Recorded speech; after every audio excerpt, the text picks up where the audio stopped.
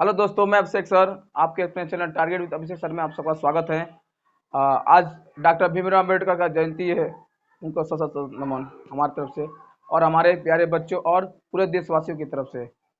Doctor Bhimrao Ambedkar की दो बातें हमेशा जीवन में याद रखना चाहिए और हमेशा मन में बहुत आगे बढ़ने के प्रेरित करता है कि पैर में चप्पल ना हो तो चलेगा, लेकिन हाथ में किताब होना जरूरी है। क्योंकि देश नहीं, अपने घर की कम से कम कामयाबी बदलना है। अगर जब हमारा घर बदलेगा, हम बदलेंगे, तो हमारा देश अपने आप बदलेगा। और अपने घर की बैकग्राउंड बदलना है। कई मीलों तक चल चल के आते थे पैदल, फिर भी अपने परिवार को सबको साथ लेकर हंसते खुशते फिर भी घर की जिंदगी बदले। और जिनको लोग मार मार कर एक गिलास पानी तक नहीं देते थे, कुएं तक पानी लोग मार देते थे, टीचर भी उनको खाना नहीं खिलाते थे। ऐसे लोग जो देश के लिए बदलने के लिए कितना काम किए, और ऐसे डॉक्टर भीमराव अम्बेडकर को भगवान करे ऐसे हमारे आने वाले समय में और भी इस तरह डॉक्टर भीमराव की तरह बने, ताकि देश बदले। लेकिन ऐसा युवा आना लिए बहुत ही मुश्किल है डॉक्टर भीमराव के जैसा।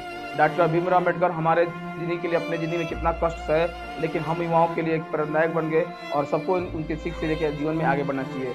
ऐसे आज हम एक कहानी अपने युवाओं के लिए लाया हूँ, जो दिन रात मेहनत करते हैं। उनके माँ बाप और उन बच्चों को पढ़ाने के लिए, तरक्की के लिए हर वक्त खड़े रहते हैं, लेकिन उनके जीवन में कितनी कष्ट होती है, आज हम वही देखेंगे।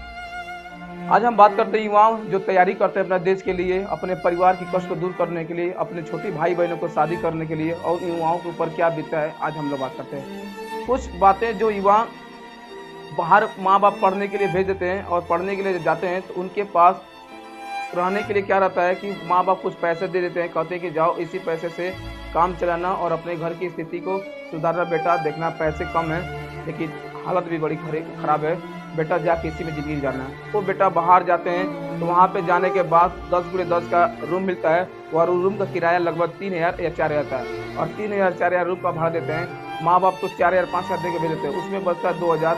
उसी में माँ बाप पूछते हैं कि बेटा है ना पैसा पास में। लड़का मुश्किल से भी कहता है कि हाँ माँ है, काम चल जाएगा। और सुबह टेम्पो से जाने के लिए 20 रुपया किराया देने के बावजूद वो कहता है कि पैदल ही चल जाएंगे, तो 20 रुपया बचेगा, तो रात को सब्जी आ जाएगा। वो रात भर दिन में पढ़ते हैं, धक्का मुक्की खाते हैं, फिर भी आते हैं रात को, तो कुछ नहीं देखते हैं कि आटा न रहता, चावल रहता है। लास्ट में कुछ दिन चलता है, 10 दिन 15 दिन, उसके बाद से पता चलता है कि वो भी खत्म होता है। उस दिन सवेरे सवेरे नहीं रहता है, तो क्या करते हैं, कुछ अच्छे चीज़ खाने के वजह जो काजू किशमिश बादाम खाने की वजह से वो लड़के क्या करते हैं, घर का जो चूरा रहता है वही फाँक लेते हैं, चीनी रहता है वही फाँक के चले जाते हैं। माँ पूछती है बेटा ठीक हो? हाँ मम्मी हम बिल्कुल ठीक हैं, आप सब ठीक हो ना? बहन ठीक है ना? बाबू ठीक है ना? पिताजी ठीक है ना? हम मम्मी ठीक हैं बिल्कुल, बस छोटी है, अब बाबू सबको ध्यान देना, हम यहाँ पे बिल्कुल ठीक है मम्मी, हमको कोई चिंता मत करना मम्मी, हम एकदम ठीक हैं। जब बच्चा इतना कहता है और मम्मी सुनती है तो बहुत खुश होती है, लेकिन मम्मी को मालूम रहता है कि मेरा बेटा इस परिस्थिति में गुजरा होगा, शायद उसको खुशी थोड़े भर के लिए मिल जाता है, लेकिन माँ को मालूम रहता है, क्योंकि माँ दुनिया की जगत जनती है, उसको सब मालूम रहता है, दुनिया का सब कुछ, लेकिन उसकी माँ को सब कुछ मालूम रहता है। लड़का सवेरे जब सोता है तो रात भर रोता है अपनी माँ के लिए कि मैंने तो अपनी बातें कह दिया अपने बेटी के लिए, माँ के लिए, लेकिन मेरे ऊपर क्या बीत रहा है। उसके छोटे दोस्त जो और भी दोस्त साथ में पढ़ते हैं, वो कहते हैं यार यार कैसे तुमने बात कहा, अपने मम्मी से रो रहे कि तुमने बात कहा, और मम्मी के ऊपर क्या बीता, छोटी छोटी बहनें, उनको सबका क्या होगा यार, सरकार कोई वैकेंसी भी नहीं दे रही है, और क्या करें हम लोग, तैयारी कर कर थक जा रहे हैं, लेकिन कुछ आ नहीं रहा है, क्या करें अब। तो माँ कहती कि चलो, फिर फ़ोन आता है कि बेटा तुम ठीक हो, खाना खा लिए? हाँ मम्मी खा लिए। और क्या होता है कि रात के लिए सब्जी भी नहीं रहता है, जो दिन का रोटी रहता है वही सेक के नमक लगा के बच्चे खा के सो जाते हैं। और सोने के बाद फिर से देखते हैं कि हाँ 12 बजे उठेंगे, नींद नहीं खुलता है, फिर भी अपने आप को उठते हैं मुँह धो के और पढ़ते हैं। रात भर पढ़ने के बावजूद वो लड़के सुबह जो ब्रश करने के बावजूद, ब्रश करने से ब्रश करते हैं, हम लोग यहाँ ब्रश करते हैं तो फिर अपना कुछ करते हैं, वहाँ ब्रश करने के बावजूद भी उसमें क्या करते हैं, मैगजीन द हिंदूज पढ़ लेते हैं, ताकि जीवन भर का घटना चक्र अपने अंदर अपना लेते हैं, ताकि वो दिन भर का उनका घटना चक्र बहुत जरूरी होता है। वो ब्रश करते समय घटना चक्र पढ़ाते हैं। खाना बनाते समय युवा क्या करते हैं कि उसी में दाल चावल सब रख के जो मिलता है घर का, क्योंकि माँ की मोटी मोटी हाथ की जो लकीरें जो रोटी बनाती हैं, वो रोटी अब नहीं मिलता है। अब वो क्या करते हैं, जो छोटी मोटी रोटी या धक्का मुक्की खा के जीवन गुजारना है और अपने माँ बाप के घर की गरीबी निकलना है। वहाँ पे पढ़ने के बाद बच्चे पैसे, कभी कल दुकान पे मन करता है कुछ खाने के लिए, तो पैंट में देखते हैं कि बच्चे तो पॉकेट में 5 ही रुपये रहता है, 10 रुपया नहीं कुछ खरीद पाते हैं। और कितना कष्ट होता होगा इन युवाओं को। और घर पर देखते छोटी बहन को पूछते कि मम्मी बहनी ठीक है, बाबू ठीक है, पढ़ाई कर रहे हैं सा, मम्मी मेरा थोड़ा सा कष्ट सब मेरा थोड़ा कम ही देना बाबू को पढ़ाना। तो मम्मी कहती नहीं तुम्हारे लिए जरूरत है, तुम पढ़ लोगे तो इन सबका हो जाएगा, हम तुमको घर ज़मीन बेच कर पढ़ाएंगे। और माँ बाप क्या करता है, सब कुछ बेच उच कर। मम्मी का देखो तो शादी हो गई, उसके बाद भी जो बर्तन है उसी तरह काला बर्तन है, उसी में खाना बन रहा है। मम्मी का जो सिलवट मिला शादी के बाद वही सिलवट वही है। छोटी बहन जो है कपड़े नहीं पहन कर, बिना फटे फूटे कपड़े पहन कर वही विद्यालय जा रही हैं। और पूछते हैं भैया क्या आपके भैया का, बड़े भैया बाहर पढ़ने वाले हैं, भैया को नौकरी मिल जाएगा ना, हम सबका ज़िंदगी बदल जाएगा। माँ कहती है कि भैया को आ जाएगा नौकरी, सब कुछ खुशहाल हो जाएगा। ये सब कुछ के उसकी सहेली भी कहती है चलो तुम्हारे भैया को नौकरी मिल जाएगा ना, सब कुछ खुशहाल हो जाएगा। और इतना करने के बाद भैया भी पूछते भैया आप ठीक हैं, हाँ बहनी हम ठीक है, तुम सब पढ़ रही हो ना छोटी, हाँ मम्मी हाँ भैया हम पढ़ रहे हैं। उसके बाद कहने के बाद मम्मी ठीक है ना, हाँ। पिताजी तो पिताजी गए हैं गन्ना काटने और धूप में।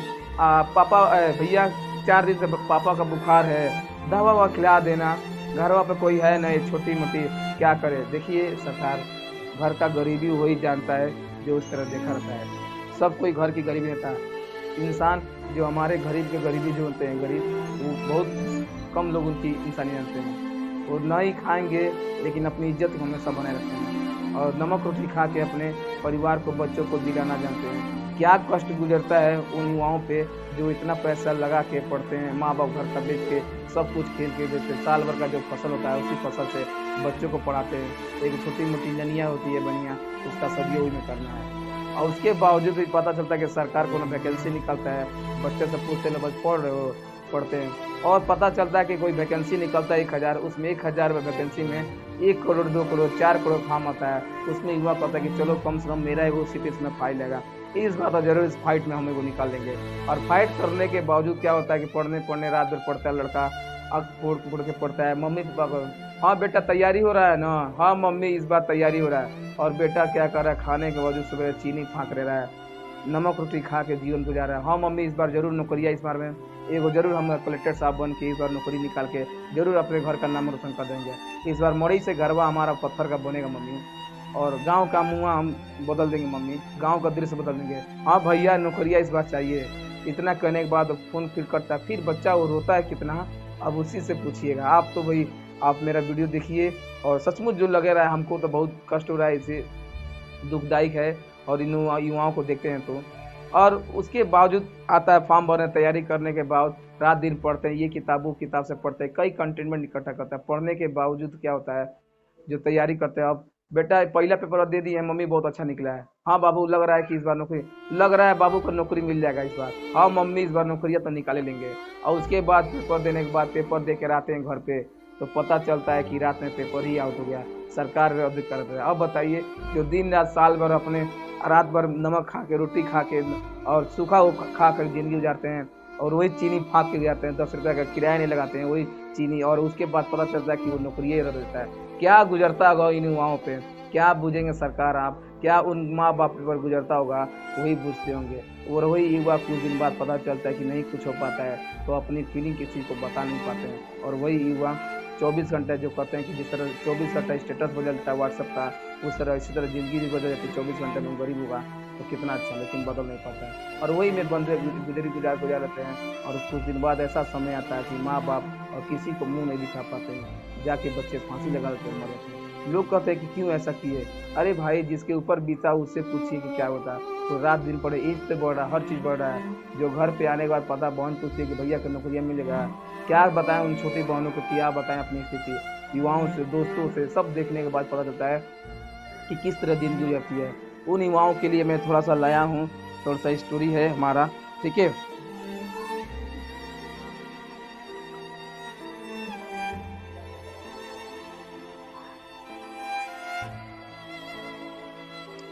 नींद भी क्या गजब की चीज़ है, आ जाए तो सब कुछ भुला देती है और ना आए तो सब कुछ याद दिला देती है।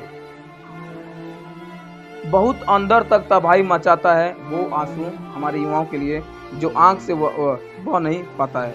वो युवा किसे बताएं अपनी बातें कि मम्मी मेरी बातें ही हैं। मैं कैसे बताऊं उन माँ बाप को जो पढ़े लिखे हैं फिर भी उतना नहीं कर पाते हैं। कैसे उन युवाओं को मैं समझा कि माँ बाप को कैसे समझाएं कि कैसे अपनी ज़िंदगी को गुजारें, फिर भी अपने आप को एक छोटी सी चादर हो जो छोटे से कमरे में उसी में गुजार लेते हैं। माँ बाप की आके देखते हैं तो मम्मी का वही पुराना साड़ी है जो 10 साल से पहनती आ रही है, माँ का फटा हुआ कपड़ा वही पहन रही है। कहती है कि चलो तुम्हारा नौकरी मिल जाएगा ना बाबूआ, तो बहुत साड़ियाँ खरीदाएगा। और ये बात सुन के ना उन युवाओं पे क्या गुजरता होगा, एक बार जाके देख लीजिएगा चेहरा उनका। वो बच्चे रोते हैं लेकिन किसी से कहते नहीं हैं। और सब तो गवाही ऊपर वाला ही देगा जैसा तुम लोग करेगा, लेकिन उन युवाओं के लिए प्रति बहुत ही खराब होता है। रो रो के बेचारे कुछ ना कुछ कर पाते अपने आप के लिए। किस्मत ने जैसा जहा वैसा ढल गए हम, बहुत संभल के चले फिर भी फिसल गए हम। किसी ने विश्वास तोड़ा तो किसी ने दिल तोड़ा और लोगों को लगा कि हम बदल गए हम। ये युवा हमारे बताते हैं कि किस तरह अपने जीवन को कष्ट से जाते हैं और अपने तबाही को मचाते हैं। किसी को इतना भी दुख ना दे कि वो ईश्वर के सामने आपका नाम लेते हुए और रोने लगे।